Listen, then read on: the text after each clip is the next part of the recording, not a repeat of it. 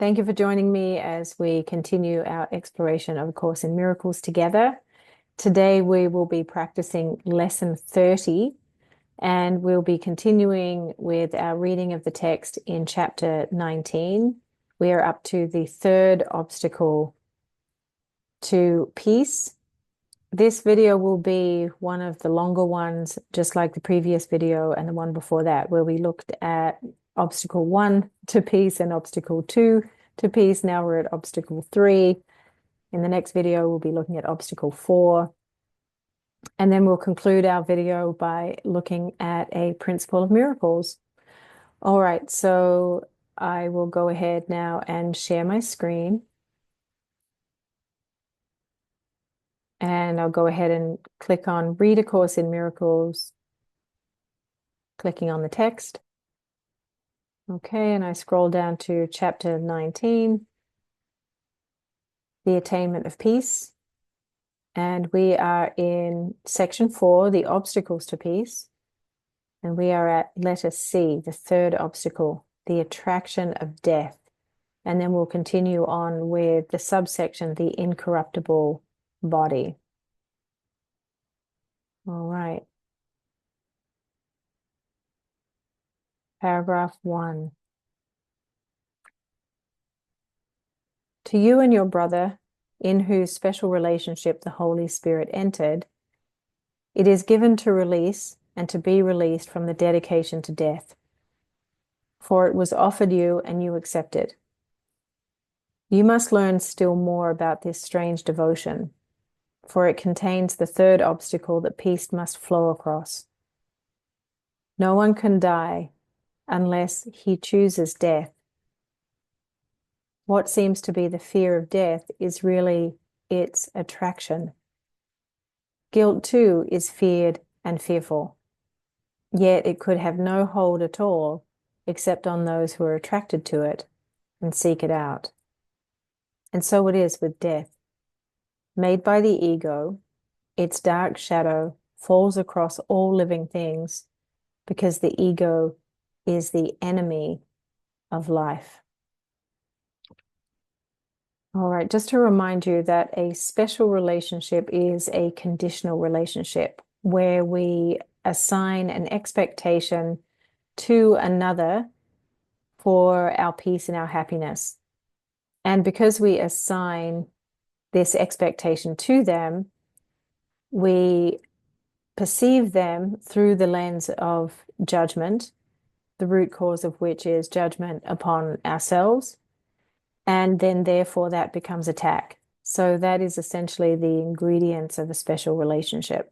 And so this paragraph is highlighting that while we think we have a fear of death, it is really an attraction. And so that's interesting to contemplate. That's interesting to consider. And this attraction comes from what is being described in this paragraph as a strange devotion. And it does appear that way. We do seem to have a bit of obsession about death. And does that obsession then prevent us from living life fully? I can see how it can go either way. That either there's this fear of death, but a wanting to challenge its border, its boundary, to test it out. And so the life is lived with a high risk. And then there is the opposite, where the fear of death actually results in the life being lived in a small, quiet, limited, safe way. So let's keep going and see what the next paragraph reveals. Paragraph 2. And yet a shadow cannot kill. What is a shadow to the living? They but walk past, and it is gone. But what of those whose dedication is not to live? The black-draped sinners, the ego's mournful chorus, plodding so heavily away from life, dragging their chains and marching in slow procession that honors their grim master, Lord of Death.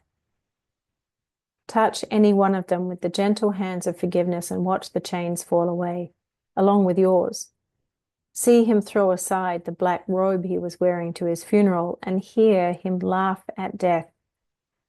The sentence sin would lay upon him, he can escape through your forgiveness. This is no arrogance, it is the will of God.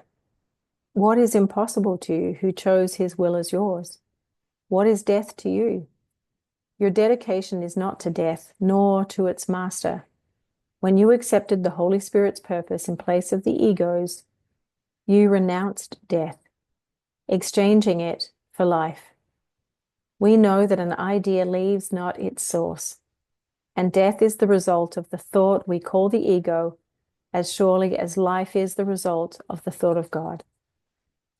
So we can know here that this devotion or this attraction to the death concept is a device of the ego. It's an effect of the ego. And what it actually points to is that the only thing that does in fact die is the ego. It's the ego's own demise that it strives to protect, it strives to perpetuate.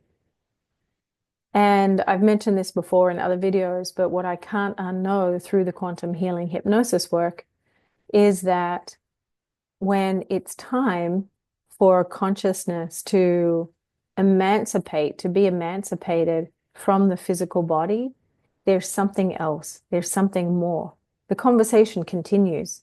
It's just that the form changes. So what this is saying, what this is reminding us of is that there is no such thing as death to the eternal. And so it's reminding us that there is this aspect of us that is eternal, and that's really where we should be putting the focus of our attention, the periscope, what I call the periscope of our attention. All right, let's keep going to now read this subsection. So we're going back to the contents, clicking on chapter 19. We are at section 4, part C, and the subsection, the incorruptible body.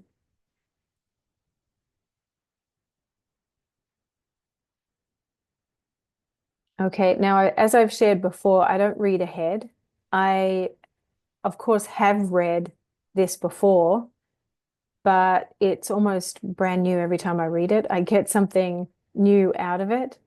And so just looking at the title of this section, the incorruptible body, I don't know what the subsection is going to talk about, but what this reminds me of is the story of Saint Bernadette. Saint Bernadette is famous as a saint throughout the world, really, because 50 years after her body was entombed, when the body was exhumed, it was found that her body was intact. It was uncorrupted. And then when the coroner came in to do what seems to be procedure, where they traditionally take either the heart out or they take a part of the heart, but because she had died with her hands clasped over her chest, the coroner took a part of the liver, and the coroner's report shows that her liver was as if she had passed only the day before. Typically, after 50 years, the liver would either be like chalk or it wouldn't exist at all. It would have disintegrated.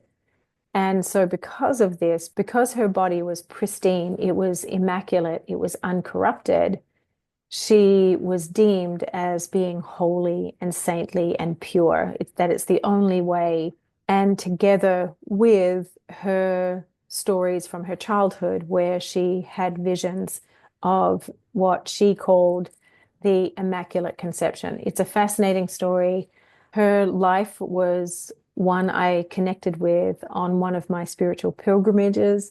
Perhaps in another video, I will share more about that or about my pilgrimages, but that's what I thought of when I saw the title, The Incorruptible Body. So let's see what this section has in store for us. Paragraph 3. From the ego came sin and guilt and death in opposition to life and innocence and to the will of God himself. Where can such opposition lie but in the sick minds of the insane, dedicated to madness and set against the peace of heaven? One thing is sure, God, who created neither sin nor death, wills not that you be bound by them. He knows of neither sin nor its results. The shrouded figures in the funeral procession march not in honor of their Creator, whose will it is they live. They are not following his will. They are opposing it. Okay, let's keep going for paragraph 4. And what is the black draped body they would bury? A body which they dedicated to death, a symbol of corruption, a sacrifice to sin, offered to sin, to feed upon and keep itself alive, a thing condemned, damned by its maker, and lamented by every mourner who looks upon it as himself. You who believe you have condemned the Son of God to this are arrogant. But you who would release him are but honoring the will of his Creator. The arrogance of sin, the pride of guilt, the sepulchre of separation, all a part of your unrecognized dedication to death. The glitter of guilt you laid upon the body would kill it, and for what the ego loves, it kills for its obedience. But what obeys it not, it cannot kill. Okay.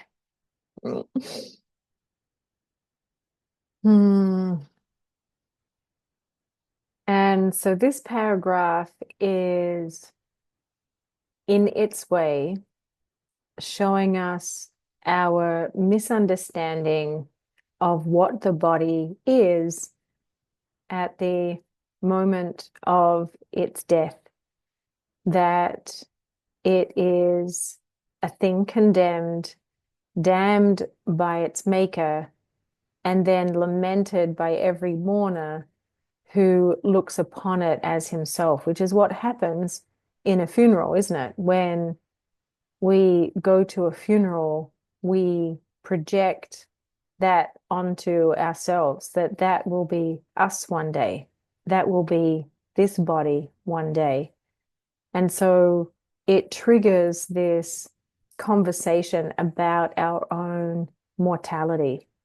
And it can often ignite the question, what is this all for?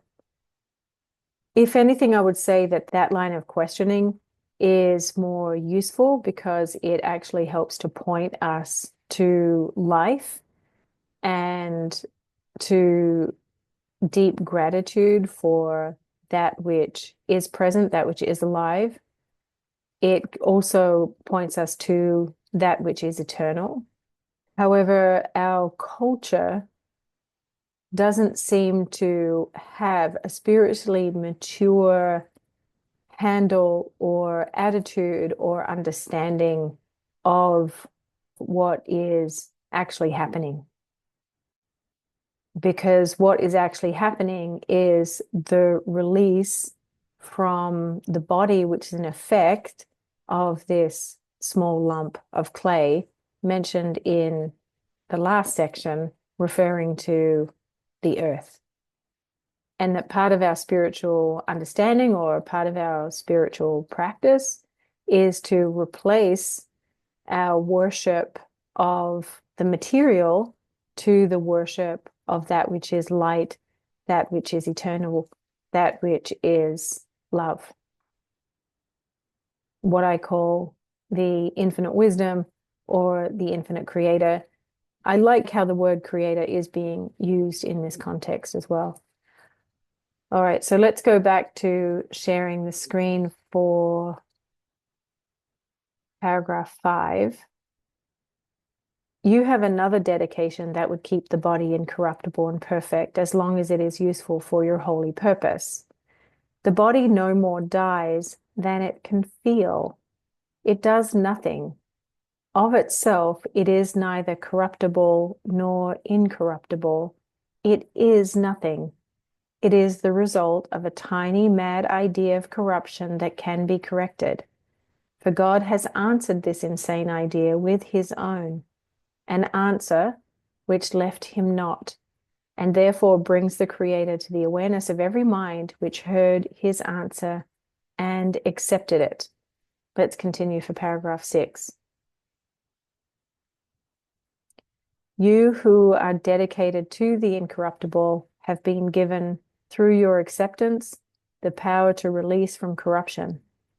What better way to teach the first and fundamental principle in A Course on Miracles than by showing you the one that seems to be the hardest can be accomplished first? The body can but serve your purpose. As you look on it, so will it seem to be. Death, were it true, would be the final and complete disruption of communication, which is the ego's goal. In another part of the text, the body is described as a tool for communication, and that part of its function is to communicate truth to us, to communicate through its apparent temporal existence that which is eternal, that which animates this life, and that which continues to exist when the body no longer exists. It also makes me think of the Eastern healing art practitioners who are able to really strengthen and amplify their light body to the point where the light body becomes visible to the naked eye. And so that suggests that their etheric nature in this time-space reality becomes so strong and so apparent that it can be seen through our physical senses. They are practitioners that can show us what's possible. It doesn't mean that we don't have a light body.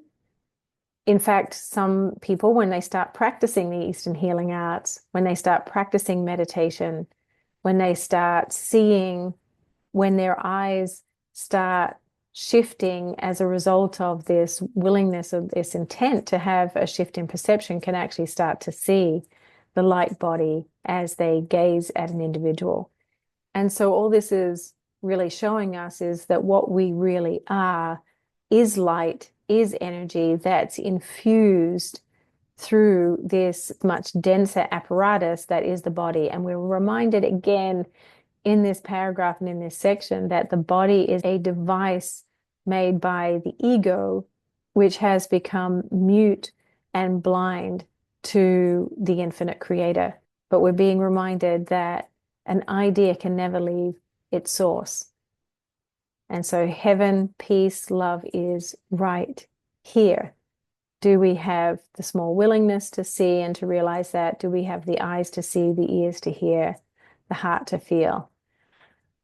All right, let's go back to the next paragraph. Paragraph 7. Those who fear death see not how often and how loudly they call to it and bid it come to save them from communication. For death is seen as safety, the great dark savior from the light of truth, the answer to the answer, the silencer of the voice that speaks for God. Yet the retreat to death is not the end of conflict. Only God's answer is its end. The obstacle of your seeming love for death that peace must flow across seems to be very great, for in it lie hidden all the ego's secrets and all its strange devices for deception, all its sick ideas and weird imaginings. Here is the final end of union, the triumph of the ego's making over creation, the victory of lifelessness on life itself. Let's continue with paragraph 8. Under the dusty edge of its distorted world, the ego will lay the Son of God, slain by its orders, proof in his decay that God himself is powerless before the ego's might, unable to protect the life that he created against the ego's savage wish to kill. My brother, child of our Father, This is a dream of death.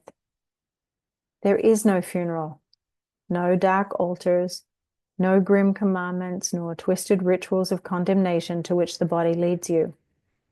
Ask not release of it, but free it from the merciless and unrelenting orders you laid upon it, and forgive it for what you ordered it to do. In its exaltation, you commanded it to die, for only death could conquer life. And what but insanity could look upon the defeat of God and think it real? So the it, if you're following, is the body. Okay, there is no funeral, no dark altars, no grim commandments, nor twisted rituals of condemnation to which the body leads you. Ask not release of it, ask not release of the body, but free the body from the merciless and unrelenting orders you laid upon it, and forgive the body what you ordered the body to do. And so this is true, isn't it? This is what I've noticed. I've noticed that we embark upon this attack of the body. We make it wrong, we make it ugly, we make it not enough, it's not small enough, it's not thin enough, it's not big enough, it's not strong enough. We apply this whole thought system around it, hiding the body's inherent innocence and function from our own hearts and our own minds. And so then we act and treat it accordingly. And so we feed it things that can make it sluggish and thick and imbalanced and ultimately inflamed and ultimately sick. We push the body beyond its bounds. We ignore it in that we don't check in and ask it how it's doing. What stops us from that? Why have we not been taught at the very early stages of life to befriend the body and to be in communion with it? That in this temporal experience, the body is our church, it is our temple. The mind being the altar to the temple, between the temples, remember? So what has stopped our society, modern society, of which I'm assuming that you're a part if you're watching these videos, what has stopped us from teaching our children at a very early age to befriend their body, to see their body as an innocent companion, much like a dog or much like a horse, that helps them have this life experience? What stops us from checking in and asking how the body is doing and listening for the answer? The body has wisdom. The body has language. The body has messages. It's easy to do. You would experience it as telepathy. Perhaps your ego, probably your ego, if you do practice this, will step in and say, you're making this up. And to that I say, okay, so what? Right now you're just playing, it's playful, but what if you could actually hear the wisdom that the body has for you? What if the body needed to tell you that you need more omega-3s, or that you need to drink more water, or that you need more cuddles? What if the body said you need to walk, not run on this day? What if your body said you need to swim and not walk on this day? Would you follow the body's wisdom? Would you follow the body's direction? And then what would life be like if you actually checked in with the body and asked it what it wants to eat and what it wants to drink and how the body wants to spend its time? I think this could be a good beginner exercise in expanding intuition, as I would say it is a technique or a practice that could shift your attention away from the ego's ramblings. And the ego's ramblings show up as the voice of the victim, the voice of the saboteur, things like that. But I can see how this technique is a good beginner technique to just move the periscope of your attention from listening to that voice to listening to the sweet, innocent voice of service that is the body's intelligence, the body's wisdom. Okay, so let's go back to share the screen. And so now we're looking at paragraph 9. The fear of death will go as its appeal is yielded to love's real attraction. The end of sin, which nestles quietly in the safety of your relationship, protected by your union with your brother, and ready to grow into a mighty force, for God is very near. The infancy of salvation is carefully guarded by love, preserved from every thought that would attack it, and quietly made ready to fulfill the mighty task for which it was given you. Your newborn purpose is nursed by angels, cherished by the Holy Spirit, and protected by God Himself. It needs not your protection. It is yours, for it is deathless, and within it lies the end of death. So all I'll say here is just take a minute to feel what it would feel like. What would that be like to be yourself and to put all of your periscope of attention onto the eternal, your eternal light, that part of you that continues beyond this dream, that wakes up from this dream. It's a good one. I mean, it's an interesting one. Sometimes it's not so good. Sometimes it can be a bit of a nightmare. But I think for most of us, it's a pretty good dream. But regardless, no matter what, at some point, this small separated part of consciousness wakes up into the great ocean of consciousness, out of which it never left. Remember, it just has the illusion of the fence around the garden, right? Let's go back to share the screen for paragraph 10. What danger can assail the wholly innocent? What fear can enter and disturb the peace of sinlessness? What has been given you, even in its infancy, is in full communication with God and you. In its tiny hands, it holds in perfect safety every miracle you will perform held out to you. The miracle of life is ageless, born in time, but nourished in eternity. Behold this infant, to whom you gave a resting place by your forgiveness of your brother, and see in it the will of God. Here is the babe of Bethlehem reborn, and everyone who gives him shelter will follow him, not to the cross, but to the resurrection and the life. So sweet, so moving, this sweet little, this little innocent infant that holds all of the miracles that we can bestow, that we can impart. And this innocence has to be seen in ourselves first. And that is really what forgiveness is. It's seeing what is truly there, not what we thought was there. And when we can see the innocence in ourselves, that's when we can start to see the innocence in others. And this again is the foundation of the golden rule. Let's go back to share the screen for paragraph 11. Oh, we have a prayer coming up. Fantastic.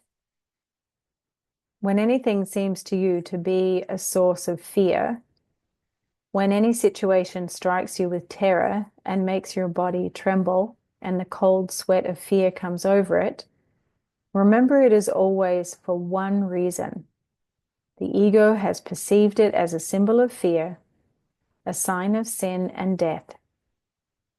Remember then that neither sign nor symbol should be confused with source, for they must stand for something other than themselves. Their meaning cannot lie in them, but must be sought in what they represent. And they may thus mean everything or nothing, according to the truth or falsity of the idea which they reflect. Confronted with such seeming uncertainty of meaning, judge it not. Remember the holy presence of the One given to you to be the source of judgment, Give it to him to judge for you and say, take this from me and look upon it, judging it for me. Let me not see it as a sign of sin and death, nor use it for destruction. Teach me how not to make of it an obstacle to peace, but let you use it for me to facilitate its coming. So I would love for you to take a screenshot of that prayer, and that if anything in your waking everyday life as yourself strikes the chord of frustration, of fear, of upset, anything that is not of peace, and invite the holy light of peace, the holy light of the infinite creator, the holy light of unconditional love, and say, take this from me and look upon it, judging it for me. Let me not see it as a sign of sin and death, nor use it for destruction. Teach me how not to make of it an obstacle to peace, but let you use it for me to facilitate its coming. And we can also ask that we see peace instead of this, that we see the truth, that this helps us see the truth so that we can see peace instead of this. Okay, fabulous. So now let's go back to share the screen to practice our lesson. So I'm clicking on the workbook for students, and we are at lesson 30. And I'm going to have the narrator read this for us. Lesson 30. God is in everything I see because God is in my mind. The idea for today is the springboard for vision. From this idea will the world open up before you, and you will look upon it and see in it what you have never seen before. Nor will what you saw before be even faintly visible to you. Today we are trying to use a new kind of projection. We are not attempting to get rid of what we do not like by seeing it outside. Instead, we are trying to see in the world what is in our minds and what we want to recognize is there. Thus, we are trying to join with what we see rather than keeping it apart from us. That is the fundamental difference between vision and the way you see. Today's idea should be applied as often as possible throughout the day. Whenever you have a moment or so, repeat it to yourself slowly, looking about you, and trying to realize that the idea applies to everything you do see now, or could see now if it were within the range of your sight. Real vision is not limited to concepts such as near and far. To help you begin to get used to this idea, try to think of things beyond your present range as well as those you can actually see as you apply today's idea. Real vision is not only unlimited by space and distance, but it does not depend on the body's eyes at all. The mind is its only source. To aid in helping you to become more accustomed to this idea as well, devote several practice periods to applying today's idea with your eyes closed, using whatever subjects come to mind and looking within rather than without. Today's idea applies equally to both.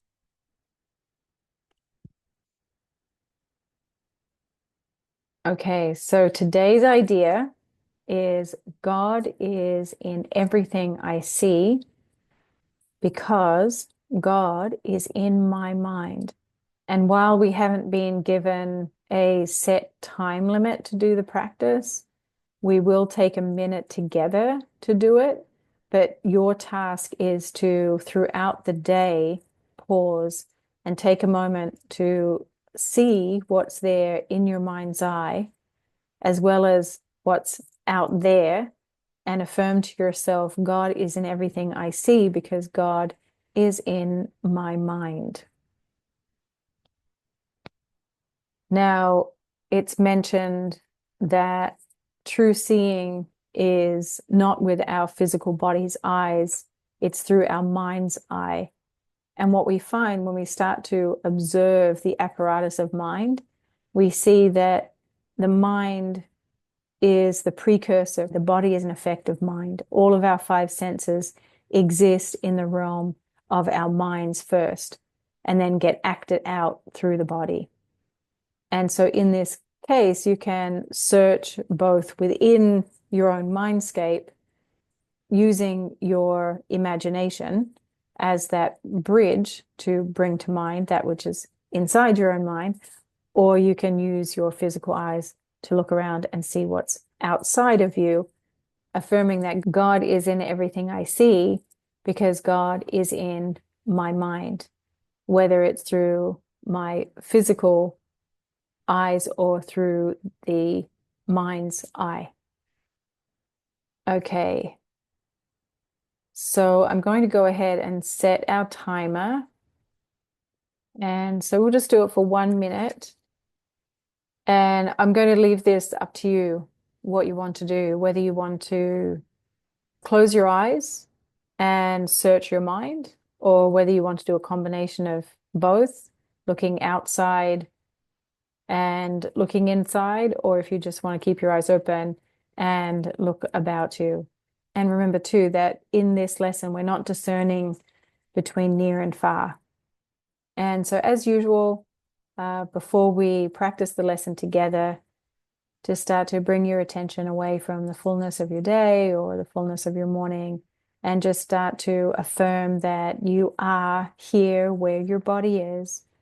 You can gently bring your attention to the support that's here as the furniture that's holding you in just the right amount, or the support of the floor that's holding you in just the right amount. Right now, I'm on technically the 4th floor. It's called the 5th floor because this building was built by Chinese developers. And so the number 4 doesn't get to be the label for this particular floor. So you could be on a floor that is in the air, but still come home to the support that's here as it is. Bring your attention to the breath as it is. If you want to, you can take a nice exhale to release the waste wind, to release the past, to prepare you for a nice, luxurious inhale, bringing in the truth, the peace, the grace, the unconditional love and support of this now moment. And so now I'm going to go ahead and share the screen again so that you can look at the language. You can see the language for today's lesson. God is in everything I see because God is in my mind. Remember, you can do today's practice with eyes open or eyes closed or both. Starting the timer now.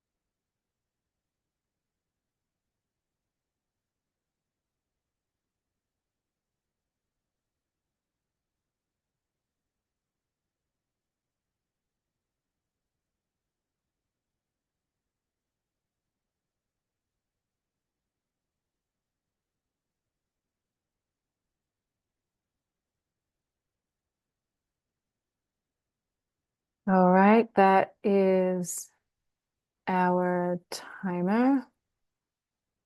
Okay, so how was that for you? Remember that the instructions for today's lesson are to pause throughout the day and apply the practice, apply the lesson. Now, this includes everything. It excludes nothing. And so this includes the people in your day who you might not naturally have an affection for. And so you might just observe what happens inside as you apply today's idea. All right, so I'm going to go back to share the screen so that we can now look at today's principle, and we are looking at principle number 48. So we go back to the text, the meaning of miracles, the principle of miracles, and I'm scrolling down to principle number 48. And I often suggest taking a screenshot of the principle so you can refer to it throughout the day or at other times. All right, number 48. The miracle is the only device at your immediate disposal for controlling time. Only revelation transcends it, having nothing to do with time at all. Because our true essence is timeless. And so as I finish up here with this video, I would just like to remind you to invite you to the alilacenter.org website to join a live class. I facilitate a mindfulness-based meditation class on the third Tuesday of the month at 7 p.m. Eastern, and on the fourth Monday of the month at 7 p.m. Eastern, meditation and natural healing self-help class. And the registration links for both of those classes are on the calendar on the website. And so I'd love for you to join in those. And I always say, meditation, natural healing, self-help, the Eastern healing arts create the conditions for miracles. They are the practice of being still, to know our Creator, to know God, to remember who we are. All right. Thank you again, and I look forward to seeing you soon.